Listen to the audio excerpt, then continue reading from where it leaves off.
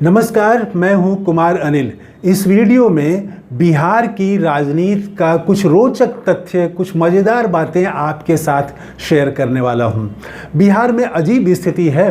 प्रधानमंत्री मोदी से नीतीश कुमार लड़ रहे हैं, नीतीश कुमार से चिराग पासवान भिड़ रहे हैं और चिराग पासवान से जीतन राम मांझी भिड़ रहे हैं। ये है एनडीए की हालत। इंडिया गठबंधन अपेक्षाकृत एकताबद्ध है, उसमें इस तरह की स्थिति नहीं है। देखिए, दो तीन बातों की तरफ मैं आपका ध्यान खींचना चाहूँगा।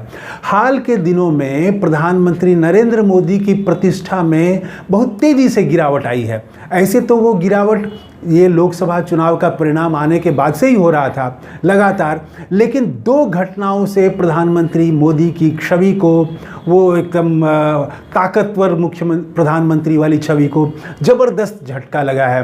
पहला झटका तो लगा वक्फ एक्ट पर जो बिल लाया मोदी सरकार ने, उसको बिना कुछ ज़्यादा बहस किए हुए ही उसको जेपीसी में वापस भेज दिया गया, उस पर मंथन करने के लिए भेज दिया गया। तो पूरे देश में मैसेज गया कि प्रधानमंत्री मोदी इससे पहले तो जेपीसी में भेजते नहीं थे, मांग होने पर भी 3 कृषि कानून पास कर दिया था बिना बहस का, तो जेपीसी में उनको भेजना पड़ा। और दूसरी घटना हो गई लैटरल एंट्री की बात हो गई। 45 पदों पर नियुक्ति के लिए यूपीएससी ने जारी किया था विज्ञापन और इसका विरोध हो गया। और विरोध न सिर्फ इंडिया गठबंधन के जरिए बल्कि एनडीए ब्लॉक के जरिए भी विरोध हुआ और ये निर्णय सरकार को लैटरल एंट्री वाला वापस लेना पड़ा। इन दो घटनाओं से प्रधानमंत्री नरेंद्र मोदी की छवि को भारी धक्का लगा और ये धक्का पहुंचाने में नीतीश कुमार का बड़ा योगदान है। वक्फ एक्ट वाले पर हालांकि ललन सिंह जो है संसद में वो सरकार के पक्ष में ज़बरदस्त बैटिंग उन्होंने की, लेकिन वो उल्टा पड़ गया। बिहार में मुसलमान नाराज़ हो गए, भारी नाराज़गी उनमें देखी गई और नीतीश कुमार ने पांव पीछे खींचने को कहा। फिर लोगों ने बयान दिया कि नहीं, हम इसके समर्थन में नहीं हैं, और चिराग पासवान ने भी किया था। तो वो प्रधानमंत्री मोदी की जो छवि को धक्का लगा, उसमें नीतीश कुमार का बड़ा योगदान है, जदयू का भी बड़ा योगदान है। तो ये एक लड़ाई नीतीश कुमार लड़ रहे हैं भाजपा से, क्योंकि उनको मालूम है कि भाजपा उनकी पार्टी को ख़त्म कर देना चाहती है। 2020 में वो चिराग पासवान के जरिए प्रयास कर चुकी है, इसीलिए ये लड़ाई नीतीश कुमार प्रधानमंत्री मोदी से भाजपा से लड़ रहे हैं। चिराग पासवान को देखिए वो क्या कर रहे हैं। इधर बिहार में अपराध की घटनाएं बहुत बढ़ गई हैं और तेजस्वी यादव अपराध बुलेटिन जारी कर रहे हैं, रोज़ हमला कर रहे हैं, सरकार को घेर रहे हैं। लेकिन क्या कभी आपने सुना चिराग पासवान को? नीतीश कुमार, एनडीए की सरकार है बिहार में, एनडीए सरकार के बचाव में एक शब्द बोलते हुए नहीं सुना। चिराग पासवान इंतजार कर रहे हैं अपने समय का कि कहां नीतीश कुमार फंसते हैं कि वो फिर से उनको गिराएं, क्योंकि चिराग को भी मालूम है कि भाजपा से वो जीत नहीं सकते हैं। भाजपा देशव्यापी शक्ति है, उसके पास वैचारिक एक नैरेटिव भी है हिंदू राष्ट्र का, उससे लड़ नहीं सकते हैं। तो नीतीश कुमार को अगर कमज़ोर करें, नीतीश कुमार का आधार अगर हम छीनें, तो यहाँ पर हम गद्दी पर बैठ सकते हैं, मुख्यमंत्री बन सकते हैं कल भविष्य में। तो वो भी इंतजार कर रहे हैं और कभी बचाव में नहीं आते हैं। और इधर जीतन राम मांझी, वो तो खुल के अभी SC ST का रिजर्वेशन को लेके बंद हुआ सुप्रीम कोर्ट के फैसले के खिलाफ। तो ये चिराग पासवान की पार्टी इसमें बंद में काफ़ी सक्रिय थी, लेकिन जीतन राम मांझी ने बहुत तीखा हमला किया, ऐसे शब्द बाण छोड़े जो दुश्मन पर छोड़े जाते हैं। उन्होंने कहा कि 5% लोग दलितों के आरक्षण की मलाई खा रहे हैं और ये मलाई खाने हम नहीं देंगे। उनका इशारा साफ साफ चिराग पासवान की तरफ था कि चिराग पासवान और उनके लोग जो हैं वही लोग पूरे आरक्षण का लाभ उठा रहे हैं, मलाई खा रहे हैं। और जदयू की प्रतिक्रिया, इनके एक नेता हैं और मंत्री भी हैं जयंत राज, उन्होंने बिना चिराग पासवान का नाम लिए बिना कहा कि ये भारत बंद जो किया गया है ये तो छुट्टी मनाने के लिए किया गया है।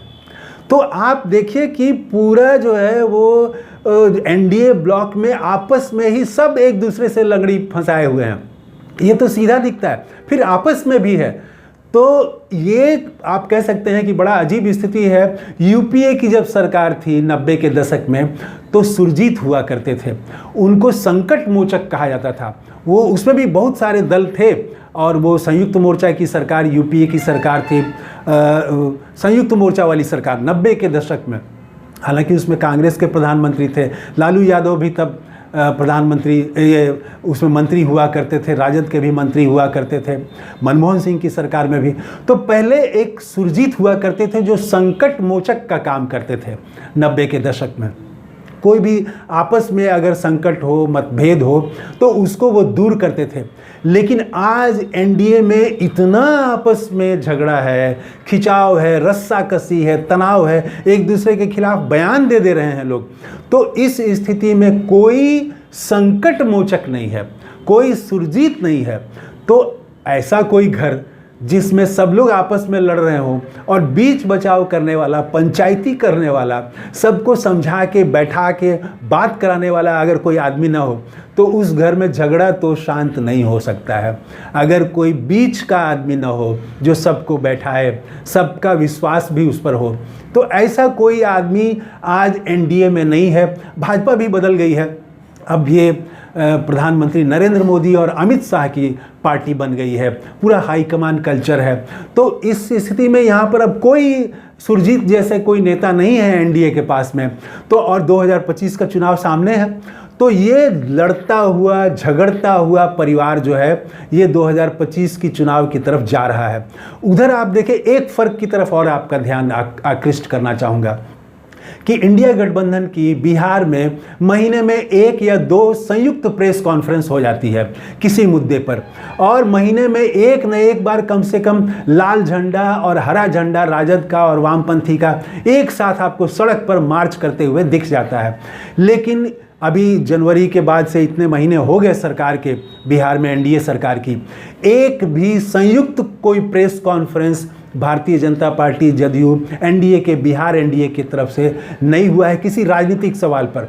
और सड़क पर भी मार्च करते हुए भाजपा और जदयू कार्यकर्ताओं को एक साथ नहीं देखा जा सकता है, नहीं देखा गया है।